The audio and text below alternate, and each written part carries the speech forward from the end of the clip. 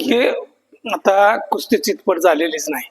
Main महत्वाचा point, ज्या वक्ताला ढाक मारले पृथ्वीराजने त्या ढाकामध्ये 4ची ऑप्शन आहेच. आम्ही म्हणतच नाही आमचा शिवराजला काही असं काही हेच करा म्हणून पण नाही, पण जिथं थांबायला पाहिजे होती कुस्ती अजून थोडासा टायमिंग घ्यायला पाहिजे होतं पंचाने, पण ते काय ठरल्याप्रमाणे त्यांना काय झालं असेल ते माहिती नाही.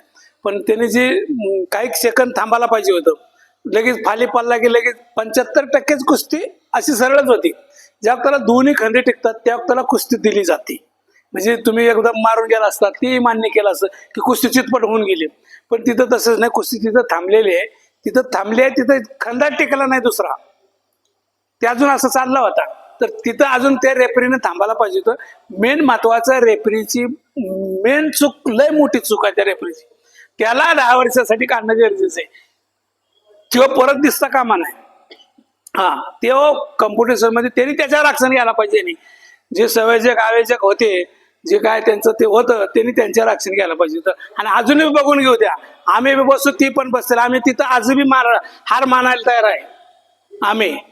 पण त्यांनी तिथं बसावं आमच्या संघ, आणि कुणापाशी तज्ञ आहेत, फेडरेशनचे जी माणसं तज्ञ आहेत, ही कुस्ती झाली म्हणून सांगावं आम्ही तिथंच हार मानतो आणि आम्ही माघार घेतो. 4 वर्ष खेळत नाही आम्ही. तुम्ही त्याला काय करणार? कारवाई झाली आता कुठं दाद मागणार? आम्ही फेडरेशनकडे दाद मागणार ना.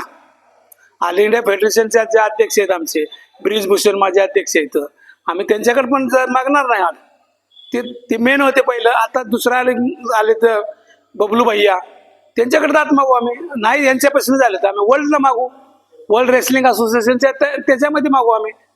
म्हणजे तुम्हाला ही कुस्ती झाली का नाही हे आम्हाला सांगा, मग आम्ही तुमच्याकडे न्याय मागायला आलतो ना. मग तुम्ही न्याय मागण्याच्या आधीच तुम्ही त्याला म्हणता हे चल बाहेर हो, तुला कोण इथं बघा, असं नाही ना. एक पैलवान आहे, खेळाडू आहे चांगल्या, आणि तो काय सिंगल महाराष्ट्र केसरी आताच होतो नाही, 2 वेळाचा महाराष्ट्र केसरी आहे. असं नाही की लगेच महाराष्ट्र केसरी झाला असं संपवलं, असं नाही ना. म्हणजे तुम्ही त्याची एक हेटाई करताय ना. मग तुम्ही लय शहाणे झाला का? तुमची काय लायकी आहे तिथं उभा राहण्याची? मग ती तर महाराष्ट्र केसरी 2चा आहे, आता हा 3ऱ्यांदा हिस्ट्री करण्यासाठी चालला होता. मग तुमची काय लायकी आहे तिथं उभा राहण्याची? राजकारण झालं कालचे सगळे घटना. हा, राजकारण तर आहेच की. हे चालू कर दे ना, खेळाडूवर नका राजकारण करू. आम्ही म्हणतोय ना, पृथ्वीराज पण आमचाच आहे, ते पण आमचाच आहे, आणि सर्व महाराष्ट्राचे खेळाडू आमचे आहेत. तिथं न्याय द्यायचा प्रयत्न करा, चांगला न्याय द्या, बस. बाकी काय करणार?